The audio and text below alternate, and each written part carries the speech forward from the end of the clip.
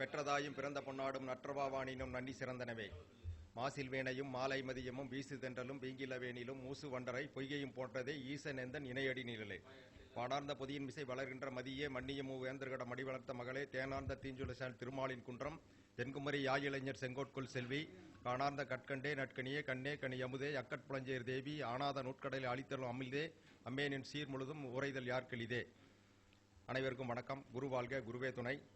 நான் இன்னைக்கு இந்த யோகங்களை பற்றி ஒரு சின்ன குறிப்பு கொடுக்கலான்னு நினச்சிருக்கேன். யோகங்கள் அப்படின்னு எடுத்துட்டிங்கன்னா நம்ம நிறைய யோகங்கள் இருக்குது.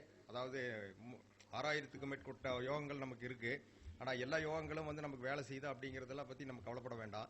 ஏன்னா எல்லாத்தையுமே யோகான்னு தான் சொல்லி வச்சுருக்காங்க. மரண யோகம், சித்தி யோகம், எல்லாத்துக்குமே யோகம் தான். வேசி யோகம், தாசி யோகம், எல்லாமே பூரா யோகம்னு தான் நம்ம முன்னோர்கள் பார்த்திங்கன்னா எல்லாமே எழுதி வச்சுருக்காங்க.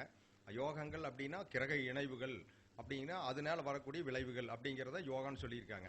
ஆனால் இதில் நமக்கு மனிதனுக்கு நல்ல நன்மையை கொடுக்கக்கூடிய அப்படிங்கிற யோகங்கள் அப்படிங்கிறது தான் நம்ம யோகம் எடுத்துக்கிறோம்.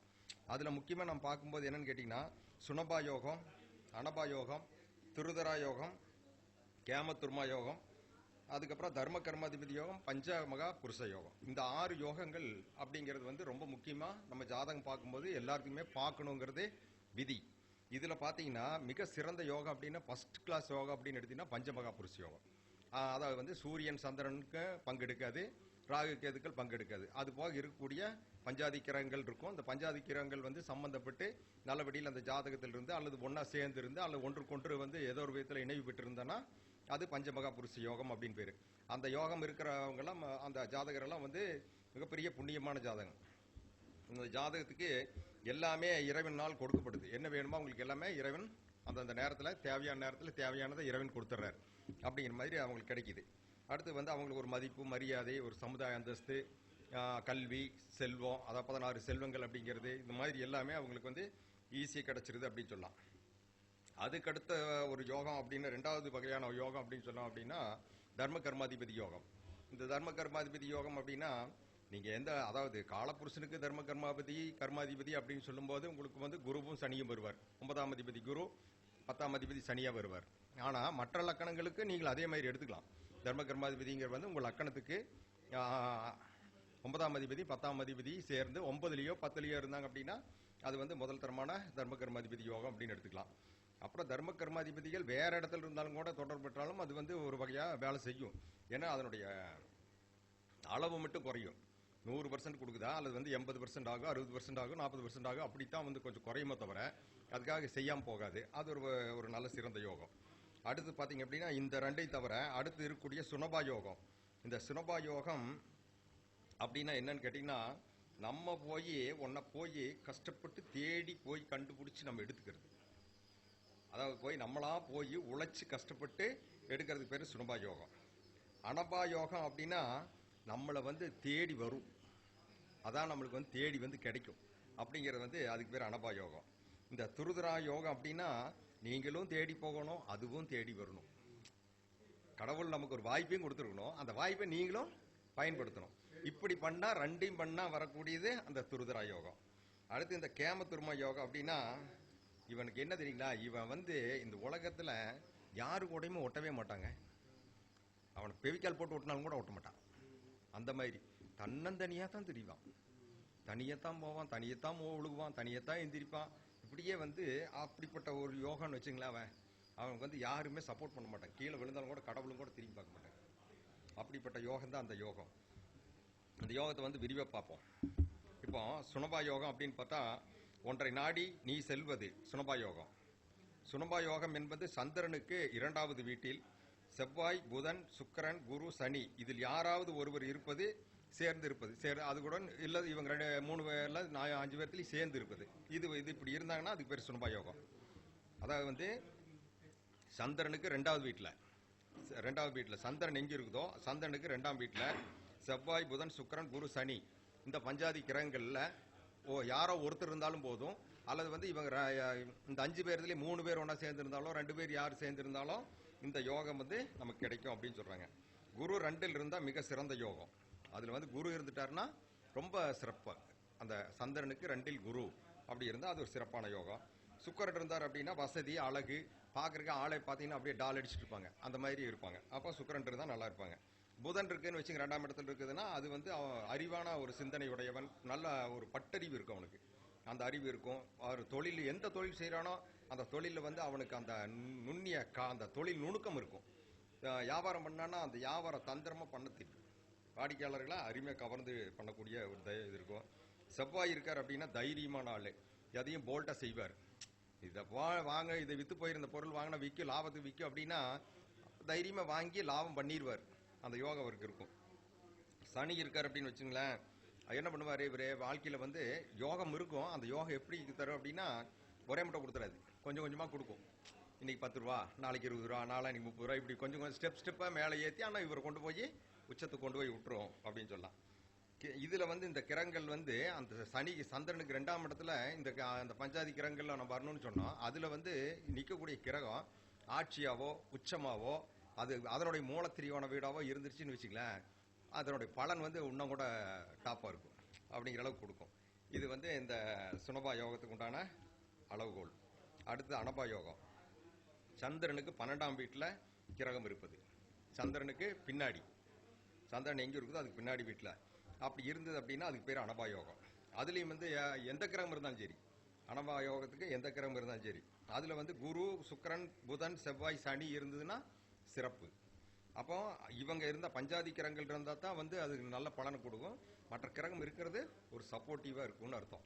நம்ம தனி இல்லாமல் கையில் ஒரு குச்சி பிடிச்சிருக்கிற மாதிரி அது. ஆனால் இது என்ன பண்ணோம்னா, இப்போ குரு இருக்காருன்னு வச்சுங்களேன், குரு இருந்தார் அப்படின்னா ஆன்மீகம், உயர்ந்த சிந்தனை, உயர்ந்த நிலை அப்படிங்கிற நிலையில் இருப்பார்.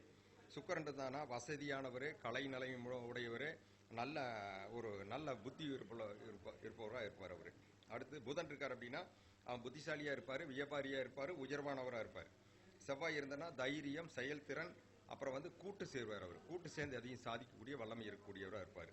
சனி இருந்தார்னா அவர்கிட்ட பொறுமை, கட்டுப்பாடு, கண்ணியம், ஒரு மெதுவான முன்னேற்றம், ஒரு நிதானமான போக்கு அப்படிங்கிற மாதிரிலாம் அவர் இருக்கும். அப்படி இருந்தாலும் இந்த அனபா யோகம் செயல்படும். அடுத்தது துருதரா யோகம். சந்திரனுக்கு முன்னும் பின்னும் இருக்கிறது. துருதரா யோகம் அப்படின்னா சந்திரனுக்கு முன்னாடி கிரகம் இருக்கணும், பின்னாடி கிரகம் இருக்கணும். அப்போ 2ஆம் இடத்துல சந்திரன் நின்றதுக்கு 2ஆம் வீட்லேயும் கிரகம் இருக்கணும், சந்திரன் நின்றதுக்கு 12ஆம் வீட்லேயும் கிரகம் இருக்கணும். ஆனால் அந்த கிரகங்கள் பஞ்சாதி கிரகங்களாக தான் இருக்கணும். பஞ்சாதி கிரகங்களாக இருந்தால் தான் இந்த யோகம் வரும்.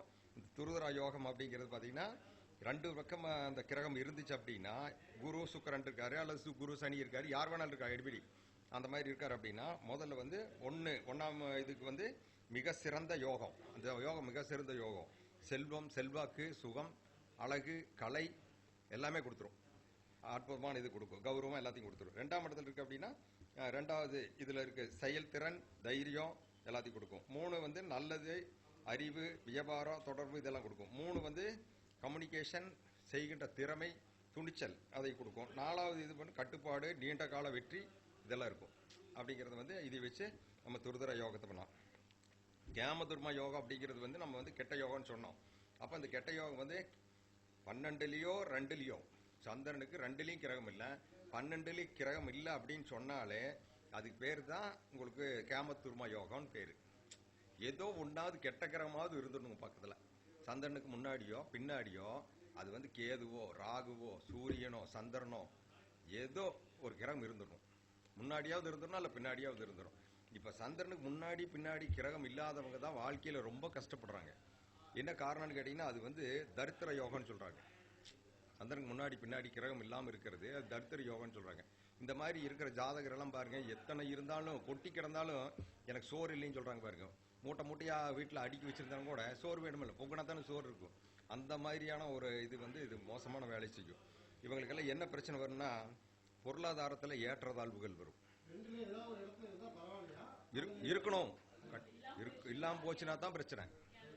ஆமாம், பொருளாதார ஏற்றத்தாழ்வு வரும், மன அமைதி குறைவு ஏற்படும், தனிமை அப்படிங்கிறது வந்து உணர்வாங்க, தனிமையில் இருப்பாங்க, சுயமாக போராடிக்கிட்டே இருப்பாங்க, நானே கேள்வி நானே பதிலுங்கிற மாதிரி இருப்பாங்க, உதவி இல்லாமல் இருப்பாங்க, இவருக்கு யாரும் வந்து உதவ மாட்டாங்க.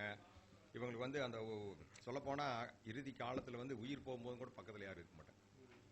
அது வந்து இந்த கேமத்துர்ம யோகத்தினுடைய ஒரு மோசமான இது.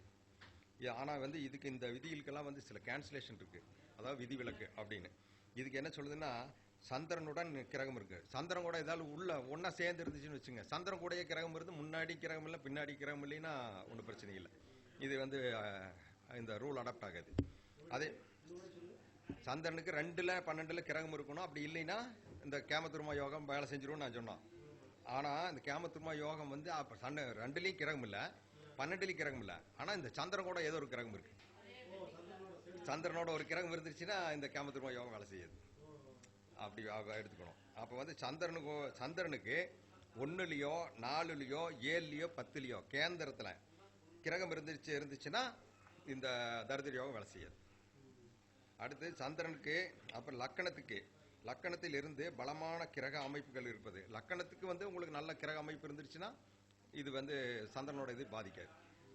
அடுத்து வந்து குரு அல்லது சுக்கிரன் பார்வை வந்து இந்த சந்திரனுக்கு இருந்துச்சுன்னு வச்சுங்க, அப்போ பாதிக்காது. அது விதிவிலக்கு. சந்திரன் உச்சம் அல்லது ஆட்சியா இருந்துச்சுன்னா பாதிக்காது, இந்த யோகம் வேலை செய்யாது. சுய நம்பிக்கை வளரும். இதெல்லாம் என்ன பண்ணுன்னு கேட்டிங்கன்னா, இந்த கேன்சலேஷன் ஆயிடுச்சுன்னா உங்களை சுய நம்பிக்கை வளர்க்கும். ஆரம்பத்தில் கஷ்டப்படுவார்கள், பின்னாடி வந்து முன்னேறிடுவாங்க. அதை வந்து அவங்க செல்ஃப் மேனேஜ்மெண்ட்டு, அதாவது சுயமாக சம்பாரித்து சுயமாக வந்து முன்னேறி வந்துடுவாங்க அப்படிங்கிறது வந்து இதில் சொல்லலாம். இந்த யோகங்கள் அப்படிங்கிறது வந்து இந்த ஜாதகம் பார்க்கும்போது நம்ம இந்த முக்கியமான நான் இப்போ சொன்ன ஒரு 4 + 2 6 யோகங்களை நம்ம கவனிக்கணும். எந்த ஜாதகத்தை வாங்கினாலும் பார்க்கணும், பார்த்துட்டு தான் நம்ம பலனே சொல்லணும். யோகங்களை வந்து நம்ம இதில் வந்து ஒரு யோகம் இருந்தாலும் கூட அந்த ஜாதகனை எப்படி ஜெயிக்க வச்சிடும். முக்கியமாக மற்ற யோகங்களை நம்ம பார்க்க வேண்டிய அவசியமே இல்லை. ஆனால் இந்த முக்கியமான யோகங்களெல்லாம் நம்ம பார்த்து நல்லபடியாக அது வந்து ஜாதகம் பார்க்கும்போது நமக்கு அப்போ தான் பலன் சொல்கிறதுக்கே அது தெரியும். இந்த ஜாதகம் ஜெயிக்கிற ஜாதகம் நமக்கு தெரிஞ்சிட்டாலே, சொல்கிறாங்கல்ல ஜெயிக்கிற குதிரைன்னு தெரிஞ்சிட்டாலே இப்போ நமக்கு அதுக்கு மேலே பந்தயம் கட்டலாமே அப்படிங்கிற மாதிரி தான் இருக்குது உலகமே. அப்போ நமக்கு ஜெயிக்கணும்னு தெரிஞ்சிட்டா நம்ம தாராளமாக பண்ணலாம். அதுக்கு வந்து என்னென்னா இந்த மாதிரி இந்த யோகங்கள்லாம் நம்ம பார்த்து பண்ணோம் அப்படிங்கிறத சொல்லிட்டு இது வரைக்கும் என்னோட இது பேச்சை கேட்ட அனைவருக்கும் நன்றி கூறி விடைபெறுகிறேன். நன்றி, வணக்கம்.